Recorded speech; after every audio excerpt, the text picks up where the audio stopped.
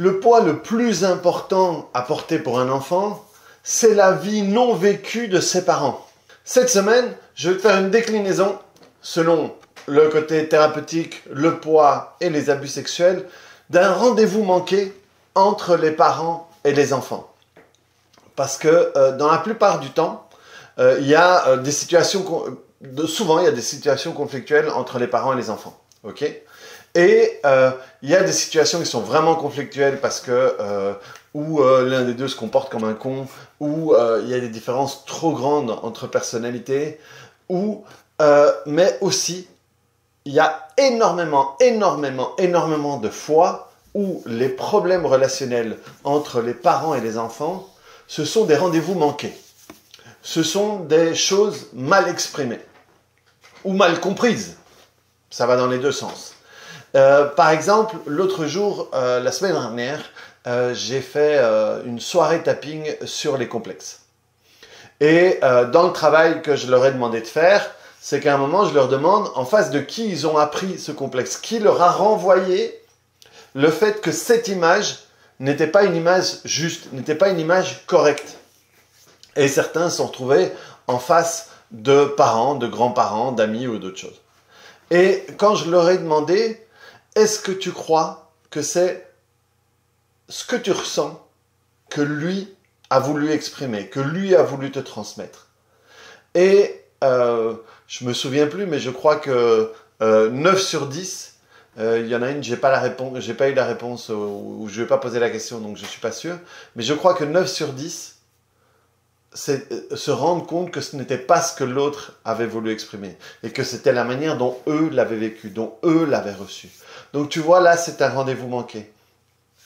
Il y a plein de fois où les parents vont mettre la pression sur les enfants, vont même être invivables, vont se comporter comme des cons. Mais ils vont se comporter comme des cons de peur que leurs enfants vivent quelque chose que eux ne voudraient pas vivre. Et j'ai même développé une phrase là-dessus, et c'est que la plupart des traumatismes sont créés avec les meilleures intentions du monde. Et une petite dédicace à Sophie. La plupart des traumatismes sont créés avec les meilleures intentions du monde. Ça veut dire que moi, je vais pouvoir trouver la source de certains de mes problèmes, comme je viens de le dire, de complexes, de manque de confiance, de syndrome de l'imposteur, de la sensation de jamais être assez bien, assez performant ou quoi que ce soit, simplement parce que j'ai mon père ou ma mère qui a voulu me faire passer quelque chose et que moi je l'ai vécu comme ça. Au cours de parcours, mon fils, une fois par semaine, il fait un cours de parcours. Et je le dépose, ça dure 1h30 et je reviens souvent après 1h, 1h15, comme ça je vois la fin du cours. Et j'arrive et ça me fait marrer parce que parfois il est à fond sur un exercice, ou parfois il me voit et dès qu'il me voit, il me dit papa, et il me montre un truc. Et quelle que soit la manière dont il le fasse, moi je vois que mon fils il s'amuse. Moi je vois que mon fils il est souriant et tout. Et donc, moi je dis c'est super bien. À chaque fois je dis ouais, super. Super parce que je m'en fous qu'il fasse bien la pirouette. Je m'en fous qu'il saute loin. Je m'en fous qu'il... Là je vois mon fils qui est content, qui s'amuse, qui n'attend qu'une seule chose, c'est partager un truc avec moi. Donc je m'en bats les couilles du résultat parce que le résultat n'est pas ce qui importe. Ce qui importe, c'est que mon fils, il est content. Et ce plaisir, il a envie de le partager avec moi. Donc même si c'était le dernier de classe, c'était celui qui le faisait plus mal, je ferai tout pour garder vivant cette énergie, cet effort et tout. Et c'est pour ça que moi, il y a une petite phrase que j'ai avec... il y en a deux même. Il y a 2 phrases que je donne à mon fils et que je partage avec le plus de gens que je peux. C'est, par exemple, quand il fait quelque chose de bien, ou quand j'ai envie de le féliciter pour quelque chose, je ne le félicite pas pour le résultat. S'il a bien rangé sa chambre, je ne le félicite pas pour regarde ta jambe est super bien rangée, félicitations, bravo. Parce que là, c'est comme si je félicitais le résultat final. je lui dis tout le temps, merci pour ton effort. Super effort, vraiment super effort. Parce que du coup, à ce moment-là, je mets ma félicitation, ma validation sur l'effort qu'il fait et pas sur le résultat. Parce que si, je ne sais pas moi, admettons la chambre c'est une catastrophe et qu'il range la moitié et que la fois précédente, je l'ai félicité sur le résultat final, il ne sera pas satisfait de la moitié qu'il a rangée. Alors que peut-être que la moitié, ça lui a pris 1 heure. Et donc, c'est un bel effort parce qu'elle était vraiment dégueulasse. Mais donc, là, à chaque fois, si je dis merci pour l'effort ou félicitations pour ton effort, ce qui va valoriser, c'est le fait de se mettre en route et d'aller vers quelque chose. Et la deuxième chose que je dis, c'est je lui dis jamais, je suis fier de toi. Je lui dis toujours, tu peux être fier de toi. Parce que comme ça, la validation vient de lui vers lui. Et vient pas de l'extérieur vers lui. Il n'a pas besoin d'une validation extérieure, mais il a besoin, lui, je lui apprends, lui, à se valider par rapport à ce que lui trouve bien. Donc du coup, si la moitié de la chambre, il trouve ça bien, donc il peut se valider et être fier de lui.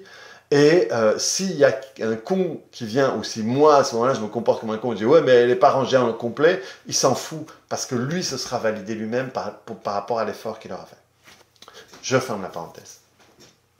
Et donc, j'arrive au parcours, et des fois, ça me fait marrer parce que j'arrive au parcours et je vois qu'il se balade, quoi. Franchement, il se balade, il fait un petit exercice par là, parce qu'ils peuvent tourner et tout. Et ça me fait marrer qu'il soit là et qui s'offre le luxe, l'autorisation de glander et de passer un bon moment quand même. Et il y a le papa d'un enfant, et ce père-enfant ont eu mon attention parce que la première fois où on était arrivés, ils sont arrivés en même temps que nous, et il a inscrit l'enfant, et l'enfant a son anniversaire, c'est à 2-3 jours de différence avec le mien. Et donc du coup, ben voilà, ça a tilté, et donc quand je l'ai revu, je l'ai reconnu et tout. Et c'est insupportable à voir, parce que le père, il est petit, il est un peu gros, il est chauve. Enfin voilà, on va dire qu'il n'a pas le profil d'un sportif. Hein, c'est comme moi, j'ai absolument pas le profil d'un sportif.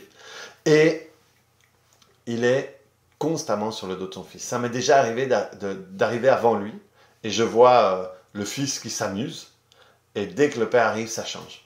Et le père, non. Et alors il lui dit, tu dois te redresser, tu dois tourner, et alors quand tu tournes, tu fais... Et franchement, il explique, mais on voit que, franchement, avec le corps qu'il a, je doute qu'il l'ait déjà fait, quoi. Et il n'est jamais satisfait de son enfant. Et si ça marche 1 fois, 2 fois, 3 fois, au bout d'un moment, il arrête de regarder et il râle. Et l'enfant revient, par exemple, pour mettre ses chaussures, et il ne le regarde pas. Et on voit comment le visage de cet enfant change à chaque fois que son père arrive. Et cet enfant, si son père est un modèle pour lui, va développer une insatisfaction par rapport à lui. Donc, il va toujours être dans le doute, il va toujours être dans le « je ne suis pas assez ». Et je suis convaincu que le père, pour lui, il fait ça pour que son fils aille plus loin.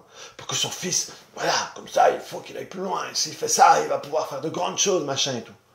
Donc, à la base, son comportement à la con avec son fils, c'est un comportement à la con, je suis sûr qu'il part d'une bonne intention. Et donc, qu'il part d'une bonne intention, sans doute, parce que lui, dans sa vie à lui, parce qu'on voit que le type, c'est un compte, enfin, on voit, moi je vois parce que j'analyse un peu tout le temps, le type, c'est un contrôlant. Et dans son boulot, dans son machin, il doit être contrôlant. Sans doute, les chaussures doivent être là et pas à côté. Le truc, il doit être comme ça. Donc, le type, il est super contrôlant parce que dans sa vie, il doit sans doute avoir une insécurité qui suscite du contrôle pour être sûr que tout est toujours à sa place. Donc, en partant de ça, il veut éduquer son fils par rapport aux problèmes, lui, qu'il a eu dans sa vie et qu'il a essayé, et qu'il essaye aujourd'hui de gérer de cette manière-là. Donc, aussi bizarre que ça puisse paraître, c'est sa manière d'aimer son fils, selon sa vision du monde, sa carte du monde, c'est le positif et le négatif de son monde. Donc là, il va générer un fils insécure, il va générer un enfant qui aura c'est possible que son enfant développe un complexe de ne pas être assez bien, qui est une des croyances limitantes les plus fréquentes dans le monde. Mais voilà, il ne sera jamais assez. Et on voit que l'enfant, il veut faire plaisir à son père, il veut faire un effort, il voudrait que son père soit satisfait. Mais vu que son père est un insatisfait, il ne peut pas satisfaire son père. Et il va là générer une croyance qualitative sur lui-même par rapport à l'incapacité de son père d'être satisfait, sans doute de lui-même, et du coup de son fils. Parce que peut-être être satisfait, et si je suis satisfait, il va se reposer sur ses lauriers, par exemple, un truc du style, tu vois. Et donc, là, l'enfant, plus tard, aura peut-être besoin d'aller voir quelqu'un comme moi pour travailler sur ce complexe, sur cette limitation, cette croyance limitante par rapport à qu'il aura créée par rapport à la relation avec son père. Et là, c'est un rendez-vous raté. Parce que le père, ce qu'il voulait exprimer dans le fond de lui, c'est A. Vu qu'il n'est pas capable d'exprimer A convenablement, il passe par B. Et donc l'enfant va générer une identité et un système de croyance connecté à B. Et donc, là, c'est un rendez-vous raté. Et c'est ce qui arrive dans la plupart des gens. C'est ce qui arrive dans la plupart des mondes. Et alors, le pire, c'est quand on va voir, et on voit souvent ça dans les clubs sportifs ou des choses comme ça, où il y a le père, ou le parent, le grand-père, j'en sais rien, qui n'a pas pu faire la carrière qu'il voulait. Que ce soit dans le sport, que ce soit dans une profession particulière. Il aurait voulu être médecin et il n'a pas pu parce que ses parents n'avaient pas assez d'argent, donc il a dû travailler très tôt pour que les frères et sœurs puissent étudier, et donc il a été soutien de famille, et d'un coup les frères et sœurs ont des meilleurs diplômes et lui a un petit diplôme d'ouvrier parce qu'il a dû faire ça. Et donc son enfant, il va en faire un médecin, il va en faire un avocat, et il va emmerder son enfant à être quelque chose qu'il ne veut pas, pour satisfaire, lui, le manque de sa vie à lui. Et à ce moment-là, dans les clubs sportifs, il y a plein. Hein. Le père qui aurait voulu être footballeur et qui emmerde son fils avec le football alors que son fils n'a pas spécialement envie de football, quoi.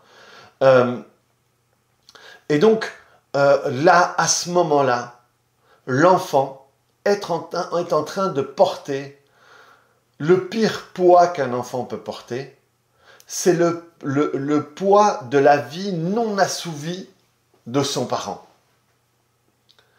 Et il n'y a rien de pire là-dedans. Il n'y a rien de pire parce que quand on fait ça, on ne pense pas à son enfant. On essaye de vivre par procuration une vie sur son enfant, par rapport à la vie de son enfant. Et on ne laisse pas l'enfant être celui qu'il veut être. Et tous les parents veulent que leurs enfants aient une belle vie, veulent que leurs enfants gagnent bien leur vie, et ils sont persuadés que pour bien gagner leur vie, il faut faire X ou Y. Parce que pour eux, bien gagner sa vie, c'est être heureux, ou en tout cas, c'est être en sécurité. Alors que le gosse, il veut être artiste. Alors que le gosse, il veut être boulanger, quoi. Ou il veut être cuistot. Et que eux, ils ont une autre profession qui leur paraît meilleure. Et c'est l'horreur, quoi. Parce qu'il y a plein de rendez-vous ratés à ce moment-là. Et derrière ces rendez-vous ratés, dans ce cadre-là, le pire, c'est que souvent, il y a de l'amour. Il y a de l'amour mal exprimé. Il y a de l'amour qui essaye d'être exprimé à travers des résultats. Alors que l'amour ne s'exprime pas à travers le résultat. L'amour s'exprime à travers, de un, ce qu'on a envie d'exprimer. Là, c'est comme ça que moi, je vais exprimer mon amour. Mais si je veux vraiment aimer l'autre, mon fils, ma fille, ma femme, mon mari, mon conjoint, n'importe quoi, et si je veux vraiment lui transmettre mon amour, je ne dois pas le transmettre à ma manière. Je dois prendre le temps de connaître celui que je veux aimer et prendre le temps de comprendre comment ce que lui est aimé. Et à partir du moment où je me rends compte comment ce que lui est aimé, je dois trouver un moyen de lui transmettre mon amour par ce canal-là. Ma femme et moi, on est très tactiles. On est très bisous, câlins, caresses. Moi, je suis tactile. J'ai commencé par le shiatsu, par les massages. Et donc, par exemple, le lien que j'ai avec ma mère, c'est celui-là. Par rapport à mes sœurs, ma mère et moi, on a un lien particulier. Mais pourquoi on a un lien particulier? Parce que on parle la même langue au niveau de l'amour. Et donc, ma mère pouvait me câliner, me faire plein de bisous, plein de touchés. Et moi, je le recevais et je répondais de la même manière. Donc ça a créé un lien avec ma mère qui est différent que le lien avec mes sœurs. Parce que ma sœur, j'ai une sœur qui serait, si elle n'était pas ma sœur, ce serait mon amie tellement qu'on est proches. On s'appelle plusieurs fois par jour. Nos neveux se moquent de nous tellement qu'on s'appelle. Mais par exemple, ma sœur, elle n'est pas très touchée. Elle n'est pas très dans le toucher. Et donc, ma sœur, ça fait partie des gens que j'aime le plus et que je prends le moins dans mes bras. Parce que je sais que la prendre dans ses bras, voilà, c'est pas un truc où elle est confortable. Et donc, si je veux lui donner de l'amour et qu'elle puisse recevoir de mon amour, je ne dois pas le faire de cette manière-là. Alors que c'est la manière la plus facile pour moi de donner de l'amour. Donc, si tu veux aimer quelqu'un, tu dois apprendre de quelle manière est-ce qu'il reçoit de l'amour. Par exemple, avec les enfants, il y a une question très intéressante qu'on peut leur poser. C'est leur dire, tiens, est-ce que tu sais que je t'aime? Alors, l'enfant, il peut dire oui, ou il peut dire non. Et s'il dit oui, et des fois c'est plus facile à un certain âge, hein, c'est de demander, comment est-ce que tu sais que je t'aime? Et là, si on a de la chance, l'enfant, il va nous répondre, ah, ben parce qu'on passe beaucoup de temps ensemble. Ou parce que tu me fais beaucoup de câlins. Ou parce que tu m'expliques tout le temps plein de choses. Ou parce que tu m'achètes chaque fois ce que je veux. Et là, au fait, l'enfant, il est en train de te donner la manière dont lui ressent ton amour. La manière dont lui, ce que tu lui donnes, pour lui, c'est reçu comme de l'amour. Ça veut dire, s'il dit, ouais, parce qu'on fait de chouettes trucs ensemble, ça veut dire que lui, ce qui l'intéresse, c'est des moments de qualité avec toi. Ça veut dire que il y a la fameuse loi de Pareto, la loi des 80-20. C'est qu'avec 20% d'efforts, tu peux avoir 80% des résultats. Ça veut dire que si toi, tu passes du temps avec ton enfant, tu lui expliques plein de choses, tu le câlines, tu lui achètes plein de cadeaux et tout ça, eh bien, tu dois savoir que 80% de la manière dont il se sent aimé par toi est surtout décidé par son canal à lui. Et donc, ça te permet de mieux aimer ton enfant, pas mieux par rapport à l'amour que tu envoies, mais ça veut dire que tu vas pouvoir coder l'amour selon son code à lui. Et du coup, ça va beaucoup mieux passer. Parce qu'il y a plein, par exemple, dans les problèmes entre père et le reste de la famille, il y a le père qui va travailler tout le temps comme un dingue et qui va passer des heures au travail. Et un jour, les enfants ou la femme va se plaindre, ou inversement, si c'est la femme qui travaille beaucoup et le mari, mais qui va se plaindre en disant « Oui, mais t'es jamais à la maison. tu connais pas tes enfants. Et à un moment là, le père, il se fâche en disant, ou celui qui travaille beaucoup se fâche en disant, ouais, mais putain, moi je fais tout ça pour vous, pour que vous manquiez de rien. Et là, on est typiquement dans quelqu'un qui donne de l'amour, de la manière qui n'est pas compris par l'autre que c'est de l'amour. Je sais pas, vanner, c'est aussi de l'amour. Moi, quand j'aime pas quelqu'un, je l'ignore, quoi. Et donc, vanner, faire des blagues, pour moi, c'est une tendresse, au fait. C'est une manière d'exprimer une tendresse. Avec le temps, je me suis rendu compte que pour certains, ça peut être une agression. Donc, là, moi qui ai envie de donner de l'intérêt, ça peut être pris pour une agression. D'où l'intérêt d'essayer de comprendre comment est-ce que l'autre se sent aimé et faire un effort pour nous, parce que c'est un effort, de l'aimer de cette manière-là, plutôt que de l'aimer de la manière dont nous, on a envie de l'aimer. Et pouvoir faire un bon équilibre entre ça. Donc c'est important, quand tu es parent, de te rendre compte, ok, quelle est la vie que j'essaie de faire mener à mon enfant? Est-ce que c'est vraiment une vie pour lui? Ou c'est une vie par rapport à moi, par rapport aux problèmes que j'ai eus, et par rapport à la manière dont j'ai appris à voir la vie, par rapport aux problèmes que j'ai eus? Mais ton enfant n'a pas eu les mêmes problèmes que toi. Donc il ne voit pas la vie de la même manière que toi. Donc il n'a pas besoin des conseils que toi tu aurais eu besoin d'avoir pour se démerder dans sa vie, vu qu'il a une vie différente.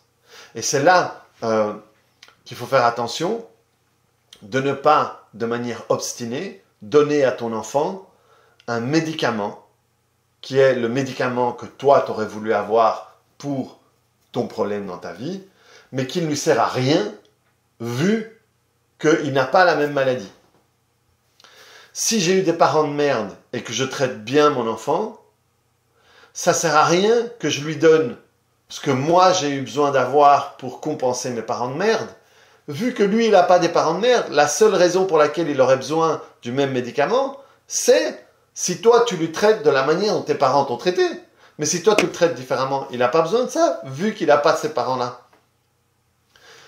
Donc, soyez attentifs avec vos enfants, donnez-leur ce dont ils ont besoin, et surtout, ne leur faites pas porter la vie que vous n'avez pas eue. Et si cette vidéo vous parle dans l'autre sens, dans le sens, putain, je me rends compte que je fais ça pour faire plaisir à mon père, et que je suis passé à côté de quelque chose que je voulais faire, eh bien, commence petit à petit à faire plus ça. Plus ce que tu voulais faire. Ou si tu es assez jeune pour te dire ok, je change mon truc, la direction de mon bateau, c'est ta vie. Tu es là pour réussir ta vie. Réussir ta vie, ça veut dire te sentir bien dans ta vie.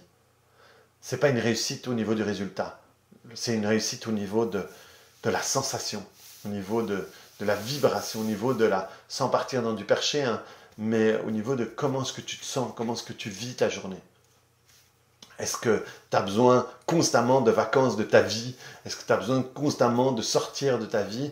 Ok, alors essaye de voir qu'est-ce que tu peux faire pour avoir une vie plus plaisante, plus agréable, où tu as envie de rester plus de temps. Voilà, si tout ça vous a plu, je vous invite à voir ou à revoir cette vidéo qui explique comment la manière dont tu te sens est définie par ces deux choses. Ça va t'aider à aller un peu plus en avant. Si tu l'as vu, n'hésite pas à le revoir parce que ça fait vraiment partie des vidéos importantes qui permettent de changer plein de choses à l'intérieur de toi.